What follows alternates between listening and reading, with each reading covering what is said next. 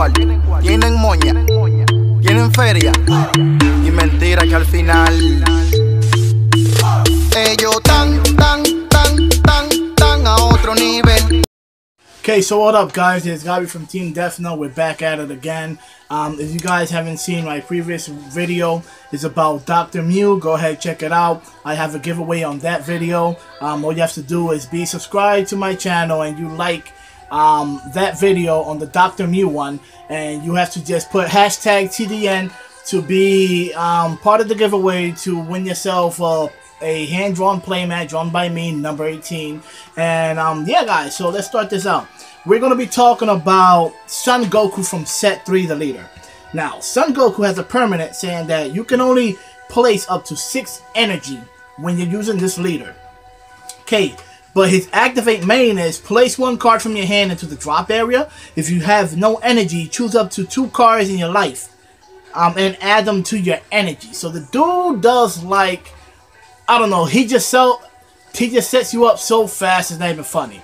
The dude, on your turn 1, you can have 2 energies out there. You could tap 2, you could do objection and put another energy, having yourself at 3 energy while your opponent is basically at 0. If you went first, if you went second, you'll be at 3, your opponent will be at 1, and you can still swing with the leader, do an unyielding trunks, untap another one, tap 2 and do another ejection, putting yourself at 4, guys. So this dude is crazy.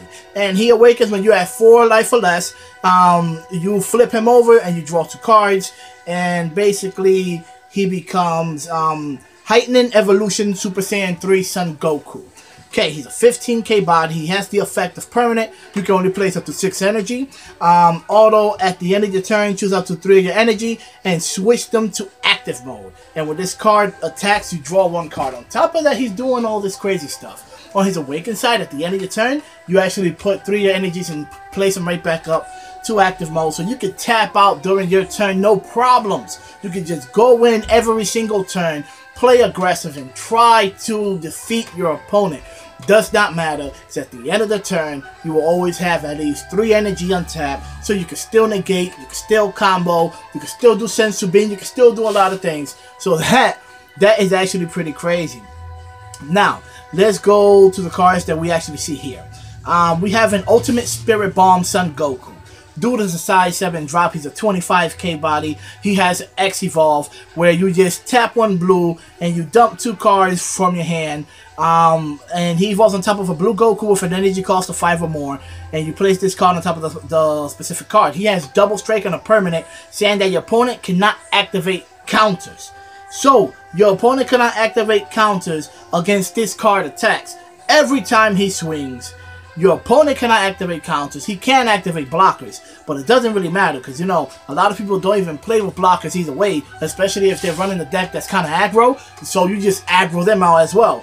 You just try to make them take the hit. So that's a double strike. And auto, when this card attacks, choose up to 5 battle cards in your energy card.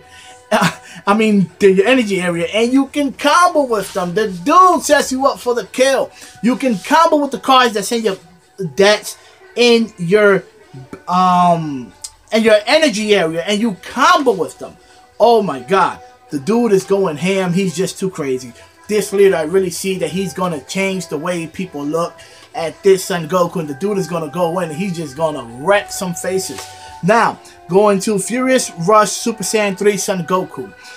This dude has dual attack once per turn. When this card attacks, you switch this card to active mode after the battle. So he's a dual attacker. He's a 5 drop. You know, he's just another Goku that they made 5 drops, so you can have that, have the Ultra Instant Goku, or even this size 5 Goku, and you could just X Evolve on top of it. And speaking about Ultra Instant Goku, I almost forgot that that card even existed. So let's go to see what does the Ultra Instant Goku do. Let me find the dude right here, because I know I have him somewhere. And where are you, Goku? Or like they will say in the anime, heat up Goku. Alright, so I found the Goku. Ultra Instant Sign Son Goku. He's a size 7 drop, 35k. He has X Evolve, You tap 2 blue, you place 1 card from your hand into the drop area. You evolve on top of a size 5 blue Sun Goku. This dude has triple strike. And he has the permanent stand that your opponent cannot combo for the duration of this card's battle. So when he attacks, your opponent can't even combo. And the other Goku, when he attacks, you can't even negate his effects with a counter card. So that's even crazier. And when this card evolves into, when a card evolves into this card, return all of your opponent's battle cards to their owner's hand. Hence, they all get returned to their owner's hand, which is pretty crazy because I see myself that in this deck right here, we are getting a lot of that type of mechanic about cards going back to your opponent's hand, just like the Kais. So there's a Kai here in set 3, which actually goes very good with that type of mechanism. His name is Majin the Fire South Supreme Kai. He's a 15k body. He's a 3-drop blue. He has crit. On top of it, he has crit. He has the auto that when this card attacks, you choose up to one of your opponent's battle cards with an energy cost of 3 or less and return it to their owner's hand. And cards stacked underneath this card is placed in the drop area. So the dude attacks, and you get to get a size 3 or less from your opponent's field, and he bounces them back to your opponent's hand. So he eliminates some small threats or some medium threats. Even the Android 16 that's on the field, he will put it right back to your opponent's hand. It's not destroying them, but you still make your opponent have to pay cost during his next turn to play a card into the battle area, which he already had played last turn. So basically, you're minusing your opponent. And then on top of that, the dude is so sick that they gave him another one called Majin the Fire North Supreme Kai. He's a 2-drop 10k. He has blocker, and he has the ability to do this. When you play this card, choose up to 1 god in your battle area with an energy cost of 3 or less and switch it back to active mode. So the other Supreme Kai that just finished attacking and sending the card back to your opponent's hand is restanding to restanding to attack again and send another dude back to your opponent's hand. So, you know, that's actually crazy. That is crazy. Because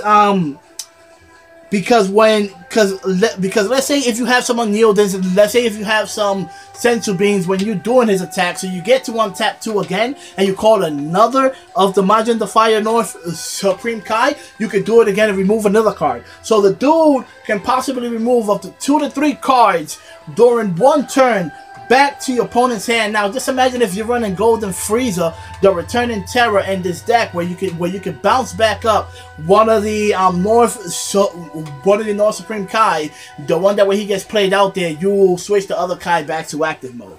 So that's crazy. It's a very, very, very spammable deck. The deck spam, it ramp started. I'm starting off the game. You just start ramping. You know, I mean, it's too much. We have a Kibito here. I see that he has his effect. He's a size 2 blue, 10k attack. He has the active main where you switch this card to rest mode, choose one of your battle cards, and return it to your hand. So he actually sets up for the North Kai to go back to your hand. If you don't want to run the Golden Frieza, you don't have to, because this dude is like a mini Golden Frieza, but just for the cost of 2 instead of 5. So that's actually good. Then you choose up to one of your opponent's battle card with an energy cost of 3 or less and return it to their owner's hand as well. So either way, the Golden Frieza returns somebody back to the bottom of the deck. He puts it back to your opponent's hand. So either way, this card is being taken off the field. Like I said, 2 to 3, possibly 4 cards, 1 turn, getting put back to your opponent's hand is actually very, very annoying. Now we have another super combo. That's the 10k draw when your life is at 4 or less. His name is Powers Combined Kibito Kai. He's a size 2, 12k attack, super combo, of course. When you combo with this card, if you need a card is blue and your life is at 4 or less, this card gains plus 10,000 combo power for the duration of the turn. Now here comes the twist to this card. Choose up to 1 card in your opponent's combo area and return it to their owner's hand. Then, if there are no cards in your opponent's combo area, you get to draw a card. So basically, he sets you up for the offensive and for the defensive. On your defensive step, when they're attacking you, you actually get to send one of your opponent's combo cards back to their hand instead of you drawing one. And if you go on offensive, you could just go in 10k, draw a card, and you just keep comboing. So, you know, I really see the Goku deck being very, very dangerous, especially with a card like the Mr. Hercule, because oh no, not Mr. Hercule. So scratch that, because the opponent has to be a Majin Buu. But yeah, due to the small cards that we actually see in here is actually crazy. It says then we have another Kai, which actually makes this deck very, very good. Majin the Fire West Supreme Kai. She is a 5K 2-drop blue. She has barrier, of course, and permanent, where you can use this card to pay energy cost even when it's your battle. Sorry, even when it's in your battle area. So even though the Goku leader is restricted to 6, she can make up. She could be your 7th energy. She could be your 8th energy. She could be your 9th energy, depending on how many of her do you have on the field and that they are actually still alive. We have another Unyielding Defender, East Supreme Kai. He is a 2-drop with 5K. He has blocker and barrier. So, you know, he's a blocker barrier, which is actually very good. Would you add this card to your deck? I'm not really too sure. Then we have a Universal Leader, Grand Supreme Kai. When you play this card, choose up to 1 battle card other than Grand Supreme Kai with a card name that includes Supreme Kai from your deck and add it to your hand, then shuffle your deck. So this Supreme Kai is actually very good because it sets you up for the kill, for you to get the Supreme Kais that when he attacks, he puts them back to your hand, or he sets you up for you to get the Supreme Kai that when she's on the battle area, she counts as energy as well. There's so many different type of plays that you could do with this type of deck. The other cards that you will add into this will be like the Kind Sand, Son Goku. Of course, you would put Unyielding Trunks, because you have to attack, combo, and you untap, so you could get to untap and call out more threats and keep on swinging to your opponent. Sensu Bean comes in handy for that as well. You can put Objection to actually ramp up. You can add some negates. You can add some jackals. You can go mono blue with this deck. You can add some Onslaught Super Saiyan 7 Goku, the one that he's a 5-drop. He evolves for 3, and then you actually get to dump a card from your life into the drop area, and he swings double strike crit. There's a lot of different things that you can put in the deck. You could go mono blue, you could go blue green, you could go blue red, you could go blue yellow, even if you want to. The deck is that good. A couple of Majin Buu 1-drops, so you could tap 1, call out, draw a card.